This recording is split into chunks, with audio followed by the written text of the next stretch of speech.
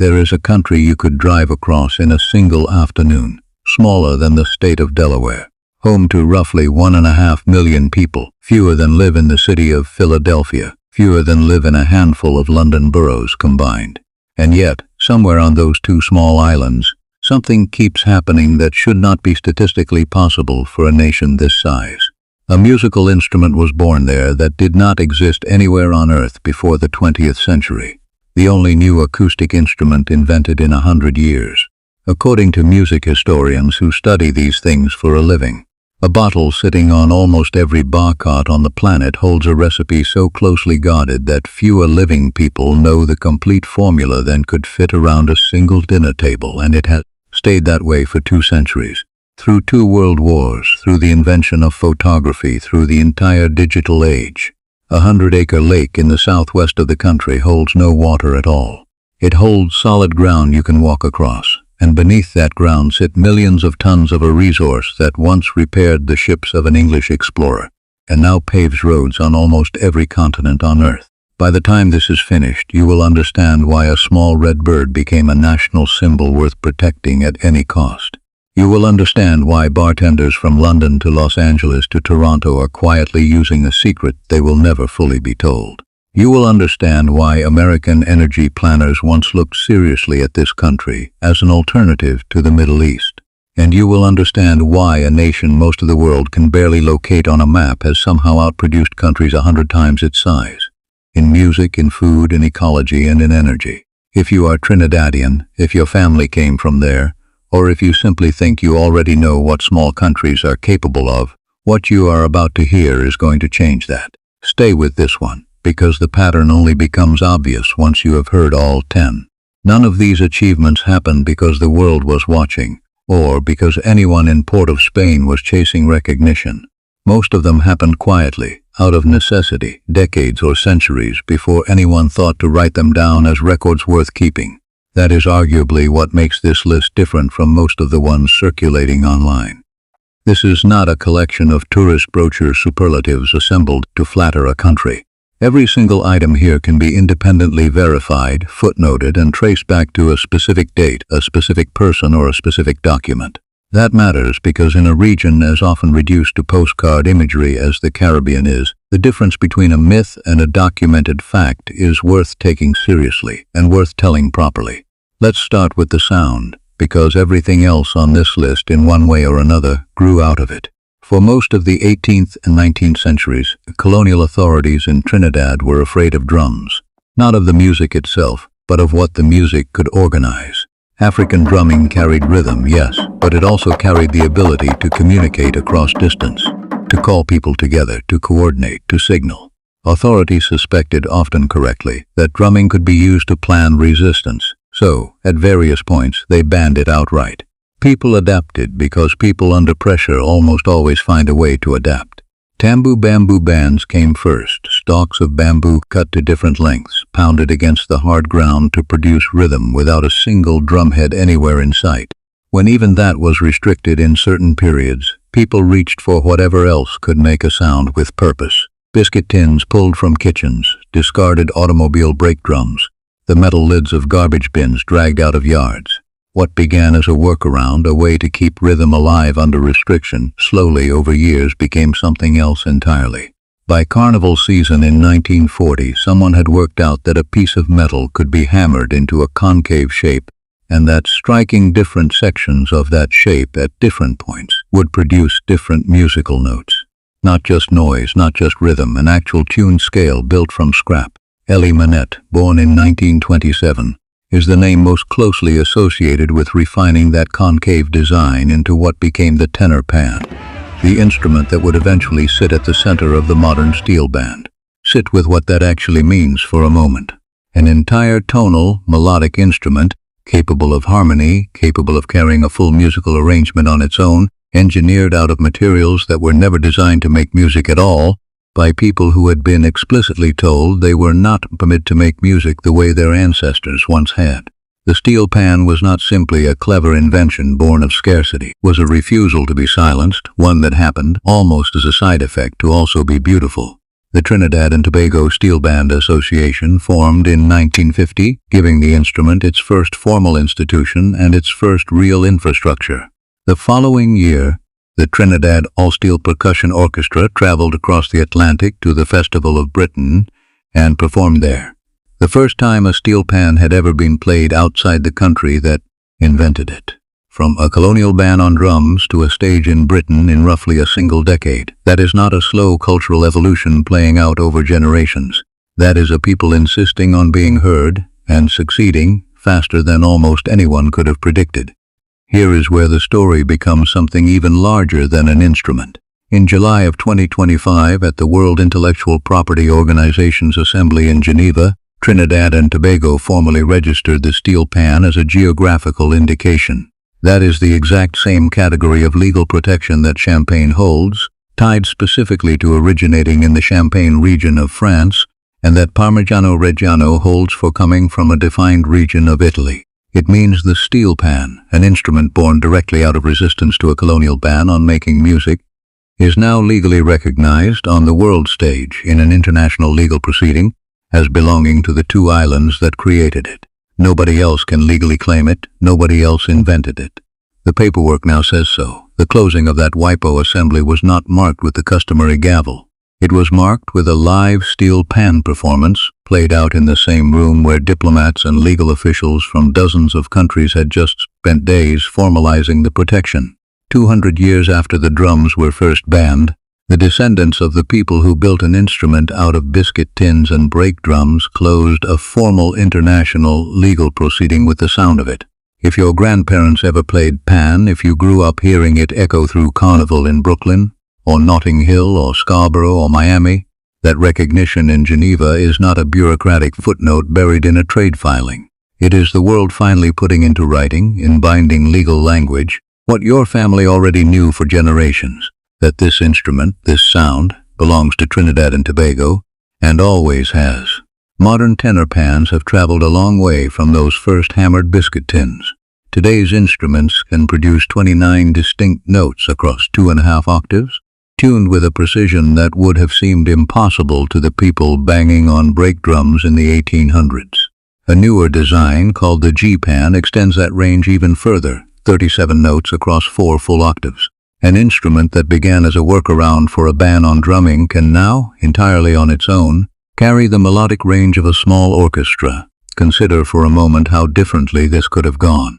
In most colonial territories, facing the same restrictions, the response was quiet compliance, or resistance that eventually faded once the immediate threat passed. In Trinidad, the response became permanent. It became an industry, a cultural export, and eventually a matter of international law. There are music schools today, in cities that have never had a single steel pan manufactured within 1,000 miles of them, teaching children how to play an instrument invented by people responding to a ban. That is not simply cultural survival. That is cultural conquest, achieved not through force, but through sound. That story alone would be a remarkable achievement for any country on earth. For Trinidad and Tobago, as you're about to see, it is only the opening chapter. Every year, usually falling in February or early March, the streets of Port of Spain fill in a way that is genuinely difficult to describe to anyone who has not stood in the middle of it. Trinidad's Carnival traces its roots back to the 1700s, when French settlers brought European-style masquerade balls to the island, formal, restrained affairs, held largely among the colonial elite, closed off to almost everyone else. Enslaved Africans, watching from outside those gatherings, began incorporating their own traditions into the celebration, layering rhythm, movement, and meaning onto something that had started as a strictly imported European custom. After emancipation in 1838, everything changed at once. Freed people took Carnival out of the private ballrooms and into the public streets, and from that moment forward it never stopped growing. Today, Trinidad's Carnival is widely regarded, without much serious dispute, as the oldest and largest carnival celebration in the Caribbean. Trinidadians themselves will tell you, plainly and without exaggeration, that it is the greatest show on earth. That is not a marketing slogan cooked up by a tourism board. That is a description that has held up generation after generation against every other carnival celebration the world has since produced, from Rio to New Orleans to Notting Hill. The structure of it has remained remarkably consistent for well over a century. Jouvert opens the celebration before sunrise on Carnival Monday. Paint, mud, and powder covering the streets and everyone moving through them. A raw, unpolished, almost primal beginning that stands in deliberate contrast to everything that follows. Carnival Tuesday brings the mass bands, elaborately costumed groups, thousands of people deep, crossing the main stage in a display that often takes an entire year of planning, fundraising, and construction to produce for a single afternoon of performance. The scale this generates economically is difficult to overstate, and it has only grown. During the 2026 festival, hotel occupancy in Port of Spain reportedly climbed above 80% across the entire city, with average nightly rates exceeding $500 during the peak weekend.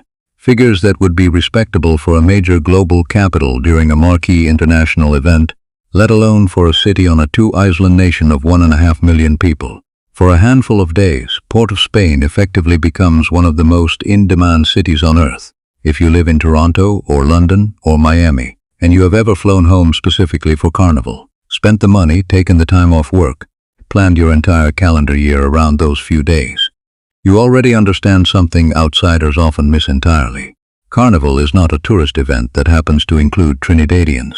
It is a homecoming, first and foremost, that happens to be spectacular enough that the rest of the world eventually decided to show up for it too. And that homecoming has, in turn, produced satellite versions of itself all across the diaspora. Toronto's Caravana, London's Notting Hill Carnival, Brooklyn's Labor Day Parade, each one traces its DNA in some form back to Port of Spain. When a Trinidadian family in Scarborough puts on feathers and beads for Caravana in August, they are not imitating something foreign. They are continuing something that started at home, carried across an ocean, and kept alive in a country that was never theirs originally but became theirs all the same. Few nations of any size can claim their cultural export has been so thoroughly and lovingly replicated, city after city, continent after continent, by people determined not to let distance dissolve what they grew up inside. Now, before we go any further, there is something worth pausing on, because it matters as much as anything else in this video. This channel exists to tell stories exactly like this one, stories about the Caribbean and about Guyana that get buried under everything else competing for attention online. If a country of 1.5 million people producing this many world firsts is new information to you, that is precisely the gap this channel exists to close. We are working toward 20,000 subscribers, and every single person who subscribes makes it more possible to keep researching and telling the stories the rest of the internet keeps overlooking. If you're finding real value in this one, this is the moment to hit subscribe, not at the very end, when the momentum has already faded, but right now, while it is still fresh. It costs you nothing, and it tells us with certainty exactly what kind of story to go find next. Carnival, of course, needs a soundtrack, and that soundtrack carries its own story, one that is arguably even more remarkable than the celebration it accompanies, because it was never supposed to be entertainment at all. Calypso did not begin as entertainment. It began as a form of coded communication, built by necessity rather than artistic ambition. Enslaved people used it to mock plantation owners directly to their faces, often performing in French Creole, layering language and double meaning so densely that the people being mocked frequently had no idea they were the subject of the song at all. It was resistance disguised as rhythm, hiding in plain sight at gatherings where the very people in power were often standing close enough to hear every single word. After emancipation, Calypso did not fade away with the system that had produced it. It evolved into something Trinidadians came to describe quite literally as the poor man's newspaper, a way of finding out what was actually happening in Port of Spain, outside of whatever official channels wanted the public to believe. Long before social media, long before independent journalism existed in anything like its modern form, Calypso singers were functioning as an unofficial press corps, set entirely to music, largely immune to the kind of control that formal newspapers of the era were subject to. When you consider how much of this channel's other content deals with information, power, and who gets to control the narrative in the Caribbean today, it is worth remembering that Trinidad solved that problem culturally more than a century ago. The competition that eventually formalized the genre began in 1911 as a prize awarded for the most original song written about a local topic. By 1939, it had become the Calypso Monarch Contest, an annual measure of who could tell the truth, or bend it most compellingly, in front of an audience that expected both wit and accuracy. For decades, that stage belonged almost entirely to men. Then, in 1978, Calypso Rose became the first woman to win the title, breaking open a genre that had operated as a closed circuit for the better part of 70 years, and paving the way for generations of women who followed her. Soca grew directly out of Calypso's foundation, borrowing its rhythmic backbone while shifting the purpose from social commentary toward pure celebration. It went on to become the dominant sound of Carnival not just in Trinidad, but across the entire English-speaking Caribbean, a genre that now soundtracks celebrations in Jamaica, in Barbados, in Grenada, and in diaspora communities everywhere those islands have sent their people. Two small islands produced not one but two major distinct musical movements, one built for truth-telling under pressure, one built for pure celebration, and exported both of them across 3 continents. If you have ever heard soca blasting from a car window in Brooklyn, or calypso playing quietly at a family gathering in Birmingham, you have heard the direct musical descendants of enslaved people who turned song into the only free press they were ever allowed to have. There is a reason calypso monarchs, even today, are treated with a level of seriousness that outsiders sometimes find surprising for what looks, on the surface, like a carnival competition. In a country where an unpopular truth sung well could once outmaneuver an official denial printed in a colonial gazette, the person holding the microphone has always carried real weight. That tradition of using performance to say what could not be said plainly has never fully disappeared. It simply changed shape, verse by verse, decade by decade, and it remains one of the clearest threads connecting the Trinidad of the 1800s to the Trinidad of today. From sound, we move to something you can taste, and something with a secret at its center that has outlasted empires, outlasted 2 world wars, and outlasted 2 full centuries of curious bartenders trying and failing to guess it. Angostura Bitters did not actually originate in Trinidad, and the story behind it starts somewhere else entirely. It begins with Johann Gottlieb Benjamin Ziegert, a German-born army surgeon, who developed the original formula in 1824 while serving under Simón Bolívar in Venezuela, in a town called Angostura, from which the product eventually took its name. It was designed originally as a medicinal tonic, something to treat stomach ailments among soldiers, not as a cocktail ingredient destined for bars around the world. His sons later relocated the business to Port of Spain in 1875, and it has been produced there continuously, without interruption, for roughly 150 years. Here is the part that turns a simple bottle of bitters into one of the most quietly remarkable secrets on the planet. The recipe has never been fully written down in any single form that could be copied, photographed, or leaked. According to the company itself, and according to multiple people who have been closely associated with production over the decades, only a small number of individuals know the complete formula at any given moment. And even they, by most accounts, are each entrusted with only a portion of it, never the whole. Not a single complete copy is believed to exist anywhere that could be stolen, duplicated, or accidentally exposed. In an era when almost every corporate secret eventually finds its way online somehow, this one has held, completely intact, for 200 years. Compare that to the average corporate password policy, the average confidential government document, the average trade secret protected by nothing more than a non-disclosure agreement and good intentions. 2 centuries of survival through changes in ownership, changes in leadership, and the entire transition from an analog world to a fully digital one is not luck. It is deliberate, disciplined secrecy, practiced consistently by a small number of people on a small island, for longer than most nations on Earth have maintained any single unbroken institutional tradition at all. Even the bottle's appearance carries an accident hiding in plain sight. That oversized, slightly too large label, instantly recognizable to bartenders and home mixologists everywhere, is not the result of some deliberate design choice. It is the outcome of a printing error made at some point in the company's long history, an error that was simply never corrected. What should have been a mistake, quietly fixed and forgotten, instead became a permanent identifier, as much a part of the brand today as the liquid sitting inside it.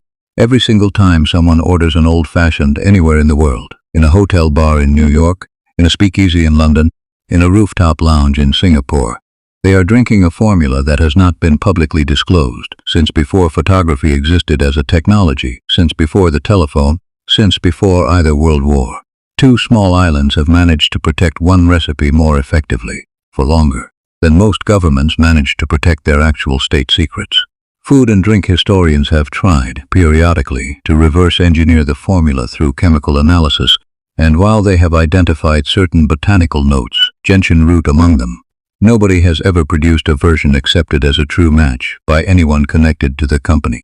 The Angostura family and its successors have, in effect, built one of the most durable trade secrets in the history of modern commerce out of a small production facility on an island. Most of their customers, pouring a few careful dashes into a glass, have never once had reason to think about.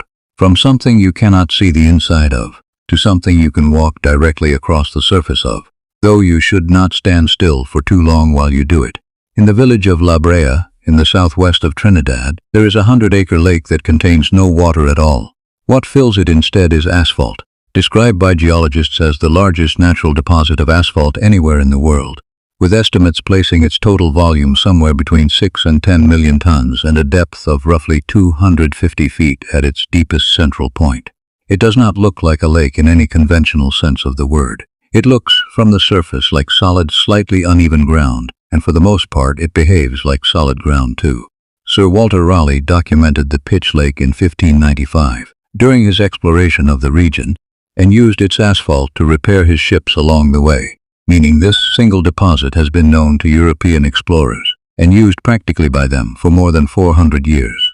Commercial mining of the site began in 1867, and by the 19th and 20th centuries, asphalt drawn from this 100-acre location had been shipped out and used to pave roads in more than 50 different countries.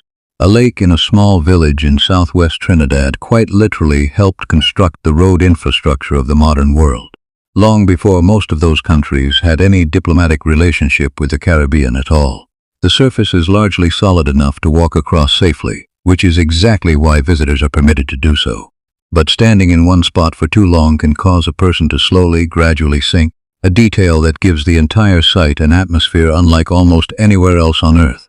Over the decades, ancient trees and the preserved remains of prehistoric animals have surfaced from within the lake, pushed up from below and preserved in the same material that once patched the hull of an English explorer's ship. The Pitch Lake remains active today, mined by a state-owned company that continues to extract tens of thousands of tons of asphalt every single year, still quietly supplying road infrastructure projects far beyond the shores of Trinidad and Tobago. Locals in La Brea have lived alongside this geological anomaly for generations, treating it with a familiarity that visitors rarely arrive with. Guided tours now walk small groups across the surface, pointing out sulfur springs bubbling up through the pitch and pockets where the ground genuinely does behave differently underfoot than solid earth anywhere else on the property. It remains, to this day, one of only 3 major natural asphalt lakes ever documented on the planet, and by a wide margin, the largest of the 3. There is something fitting about a country whose musical instrument was born from restriction also possessing a natural landmark that behaves, quite literally, like nothing else beneath your feet. Trinidad seems to specialize in producing things that defy the category they were expected to fit into. An instrument that shouldn't exist, a lake that shouldn't be walkable, a national dish born from a misheard order. None of it was planned that way. It simply kept happening, decade after decade, until it became difficult to call it coincidence any longer. From ancient asphalt to something far more fragile, far more ancient in its own way, and far more urgent to protect. Between March and August each year, the northeast coast of Trinidad becomes one of the most significant nesting grounds anywhere on the planet for the leatherback turtle, the largest living species of sea turtle in the world. Researchers estimate that Trinidad and Tobago alone supports roughly 80% of the entire Caribbean's leatherback population. Not a meaningful contribution, not a notable share among many. 80% concentrated overwhelmingly on the beaches of one small 2-island country. Grande Rivière Beach carries most of that extraordinary responsibility. At the height of nesting season, as many as 500 leatherbacks have come ashore there in a single night. An almost overwhelming concentration of one of the ocean's largest and most ancient living creatures, all arriving on the same short stretch of sand within hours of one another. In 2026, conservationists recorded more than 4,000 turtles nesting at Grande Rivière during the month of April alone, a staggering figure for one beach on one country during a single month. What makes this story even more remarkable is who is actually doing the protecting. These conservation efforts are largely community-led rather than government-run, organized village by village, by ordinary residents who have chosen to treat this responsibility as personally theirs rather than waiting for it to be assigned by an agency or a ministry. Female leatherbacks return, decade after decade, to nest on the exact beach where they themselves originally hatched, meaning a turtle nesting at Grande Riviere today may well be returning to a shoreline she first touched 30 or 40 years earlier, after migrating across entire ocean basins in the years in between, crossing thousands of miles of open water and finding her way back to the same few hundred meters of Trinidadian coastline. Trinidad is not incidental to that migration. It is the destination the species has chosen generation after generation, and the country has chosen in turn, largely without government mandate, to protect it. The village of Grande Riviere itself has quietly restructured much of its local economy around this responsibility, with residents trained as licensed tour guides walking small groups along the beach at night, under strict rules designed to protect nesting turtles from light and disturbance. It is a rare example of conservation and local livelihood reinforcing each other rather than competing. Built not by an international conservation organization parachuting in with funding, but by the people who live on that beach year-round and have decided collectively that the turtles returning to their shoreline are worth the effort of protecting properly. And the wildlife story does not end where the water meets the sand. The scarlet ibis, Trinidad and Tobago's national bird, is difficult to mistake for anything else in the natural world. Bright, almost impossibly vivid red, long-legged, unmistakable against the deep green of mangrove forest. Each evening, thousands of them return to roost together in the mangroves of the Caroni swamp, not far from Port of Spain, arriving in waves against the setting sun in a display that has made the site one of the country's most recognized and most photographed natural landmarks. Counts at the swamp have reached as high as 15,000 birds roosting there in a single evening. The scarlet ibis, remarkable as it is only one part of a far larger ecological picture.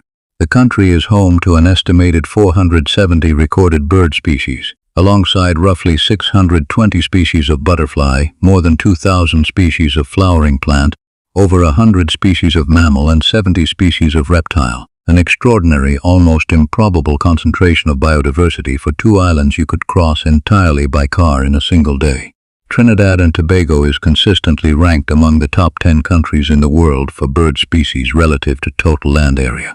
Pound for pound, acre for acre, almost nowhere else on the planet packs in more living species per square mile. Much of that density comes down to geography most visitors never think to ask about. Trinidad sits only a short distance from the South American mainland, close enough that it was once physically connected to Venezuela before rising sea levels separated the island roughly 10,000 years ago. That proximity means Trinidad inherited a slice of South American biodiversity that most Caribbean islands, isolated far out in open ocean, never had access to in the first place. It functions, in effect, as a bridge between two continents, and the wildlife reflects exactly that. From wildlife to something that lives on a street cart, and somehow still carries just as much history inside a single bite. Doubles is curried chickpeas, served pressed between two pieces of fried flatbread called barra, sold from carts on street corners throughout Trinidad at almost any hour of the morning. It functions, in practice, as a common breakfast food eaten only at the work or school, grabbed quickly and eaten standing up, and it is widely regarded, without much serious argument from anyone, as the national dish. Simple, inexpensive, available almost everywhere you turn. The dish traces back to Princestown in the 1930s, when a couple selling curried chickpeas on a single piece of barra began fielding requests over and over for a second piece, a request that, repeated often enough, eventually gave the dish its name. Behind that small, almost accidental origin story sits a much deeper and more complicated history. Doubles reflects the culinary traditions brought by Indian indentured laborers who arrived in Trinidad throughout the 1800s following the formal end of slavery, arriving under a different but still deeply exploitative labor system, and whose food traditions gradually blended with the island's existing cuisine to produce something entirely new. Something that belonged fully to neither of its origin points and entirely, unmistakably, to Trinidad itself. Doubles has since traveled far beyond the island, following Trinidadian communities into diaspora neighborhoods across the United States, Canada, and the United Kingdom, sold now from carts and small shops in cities its original creators in Princestown could scarcely have imagined. If you grew up in a Trinidadian household anywhere outside the Caribbean, there is a strong chance doubles was one of the first tastes of home you learned to recognize by smell alone, long before you understood the history behind it, and quite possibly one of the first things you ever introduced to friends who had never heard of it before. A street food born from an almost accidental request for extra bread has come for hundreds of thousands of people scattered across 3 continents, a direct and immediate line back to where their family started. Vendors selling doubles today largely still operate the way that original couple in Princestown did nearly a century ago. Small cots, cash in hand, a line of regulars who show up at roughly the same time every morning without needing to say their order out loud. It has resisted the kind of corporate standardization that flattens so much street food elsewhere in the world. There is no single official recipe, no franchise template. Every vendor's version is slightly different, and Trinidadians will argue cheerfully and at length about whose is genuinely the best, an argument that has itself become part of the dish's identity. And now, from something you can hold in one hand to something that quietly shapes geopolitics on a genuinely global scale. Trinidad and Tobago is the largest exporter of natural gas anywhere in the Caribbean, and one of the largest exporters of liquefied natural gas anywhere in the entire Western Hemisphere. The primary facility behind that position is Atlantic LNG, located at Point Fortin, a joint venture that shipped its first cargo to Boston at the end of April in 1999, and has since expanded to 4 separate liquefaction trains, scaling up production year after year to meet growing international demand.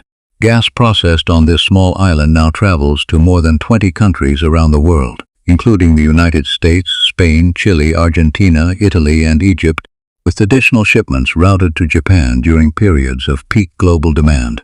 For a meaningful stretch of the mid-2000s, before the American shale boom completely reshaped the global energy map, American energy planners actually viewed Trinidadian gas as a strategic alternative to Middle Eastern supply, a serious consideration in the energy security calculations of the world's largest economy, sourced from a country most Americans at the time could not have located on a map. That is not a small footnote buried in an obscure trade journal somewhere. That is a two-island nation being treated, for a real and consequential period, as a meaningful piece of how the United States thought about its own energy independence, at a moment when energy independence was arguably the single most important strategic question in Washington. Trinidad and Tobago's early and sustained investment in liquefied natural gas infrastructure also positioned it, for years, as something of a model for smaller nations trying to convert a natural resource into durable industrial capacity rather than simply exporting raw material and importing everything else back at a markup. Point Fortin did not happen overnight, and it did not happen without real financial risk taken on by a government betting that global demand for liquefied gas would keep expanding through the 2000s and beyond.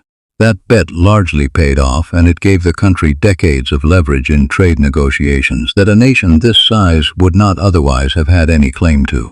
For the families across the diaspora whose relatives back home depend, directly or indirectly, on that revenue, funding infrastructure, funding social programs, funding the everyday functioning of the country itself. This is not an abstract line item in an energy report. It is the quiet economic engine sitting underneath almost everything else on this list. The reason the lights stay on and the roads continue to get built, running largely unnoticed and unremarked upon by the outside world, even as it has occasionally shaped decisions made in Washington. In recent years, that energy relationship has grown more complicated rather than simpler, tangled up with cross-border gas fields shared with Venezuela and the shifting state of American sanctions policy toward Caracas. Trinidad has had to navigate that relationship carefully, balancing its own energy ambitions against a much larger neighbor whose politics are frequently in flux and frequently watched closely from Washington. For a country this size to matter enough to be a factor in that calculation at all says something about how much weight 2 small islands have managed to carry in a conversation dominated, almost everywhere else, by nations many times their size. So here is the complete picture laid out end to end exactly as it stands today. A country of roughly 1.5 million people invented a musical instrument that did not exist anywhere on Earth before it. And then, 2 centuries later, forced the entire world, through binding international law, to formally acknowledge exactly where it came from. It built a carnival now widely regarded as the greatest expression of its kind found anywhere on the planet. It turned coded songs of resistance into a genre that eventually spread across the entire English-speaking Caribbean and beyond. It has protected a 200-year-old recipe more successfully for longer than most governments manage to protect their own actual state secrets.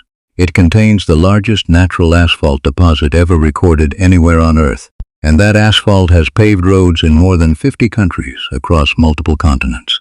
It hosts the overwhelming majority of an entire ocean basin's leatherback turtle nesting activity, protected largely by its own people rather than by top-down government mandate. It carries a density of bird, butterfly, and plant life that places it among the most biodiverse countries on Earth relative to its physical size. It turned a simple, repeated request for extra bread into a national dish now eaten with real pride across 3 separate continents. And it exports liquefied natural gas to more than 20 countries worldwide, once considered seriously, at the highest levels, by American planners as a genuine alternative to Middle Eastern energy supply. Every single one of those achievements came out of 2 islands you could cross entirely by car in a single day, produced by a population smaller than a single mid-sized American city. None of it happened by accident, and almost none of it happened because the country had access to more resources, more capital, or more global attention than everyone else competing around it. It happened because, over and over again, across 2 centuries, when something was taken away, restricted, or denied outright, people on those 2 islands found a way to build something extraordinary out of whatever remained. Compare that record against countries with vastly larger populations, vastly larger economies, and vastly larger global platforms, and the comparison does not always favor the giants. Population size correlates with plenty of things, but it has never reliably correlated with cultural originality, and Trinidad and Tobago may be one of the clearest proofs of that available anywhere in the world today. A country does not need to be large to be foundational. It needs, apparently, only the right combination of pressure, ingenuity, and enough stubbornness to keep building even when nobody outside is paying attention yet. That pattern is worth sitting with for a moment, whether your own family is from Trinidad, from Tobago, from Guyana, from Jamaica, or from anywhere else in this region we keep returning to on this channel, again and again, because the stories keep proving out. Small does not mean minor. It never has, and this country in particular has spent 200 years proving exactly that point, one invention, one guarded recipe, one nesting season at a time, largely without asking the rest of the world for permission or recognition first. It is worth asking why so few people outside the region know any of this in the first place. Part of the answer is simply the size of the country relative to the volume of global media attention available at any given moment. A nation of 1.5 million people will always struggle to compete for headlines against nations of 50 or 100 million. But part of the answer is also that these achievements were never packaged for export in the way that, say, French wine or Italian design has been packaged and marketed for a century. Trinidad and Tobago built these things for itself first, and let the rest of the world catch up whenever it eventually got around to noticing. That is a very different posture from most countries actively seeking global recognition, and it may be exactly why, once you do learn the full picture, it feels less like marketing and more like discovery. If there is one thing on this list your own family already knew about long before the rest of the world caught up, the steel pan, doubles, Carnival itself, the bitters recipe your grandmother swore she half remembered from somewhere, put it in the comments below. Tell us what we missed, and more importantly, tell us what you already knew was true long before anyone gave it a formal name, a geographical indication, or a headline. And if this is the kind of story you want to see more of from this region, subscribing is genuinely the single most useful thing you can do to help us get there. 20,000 of you, finding the stories the rest of the internet keeps overlooking, one two-island nation, and one overlooked achievement at a time, that is the goal. And every subscription brings this channel one step closer to it. Thank you for spending this time with us. There is a great deal more of this region still waiting to be told properly, with the care and the sourcing it actually deserves. And we intend to keep telling it, country by country, story by story, for as long as there are stories left that the rest of the world still hasn't caught up to.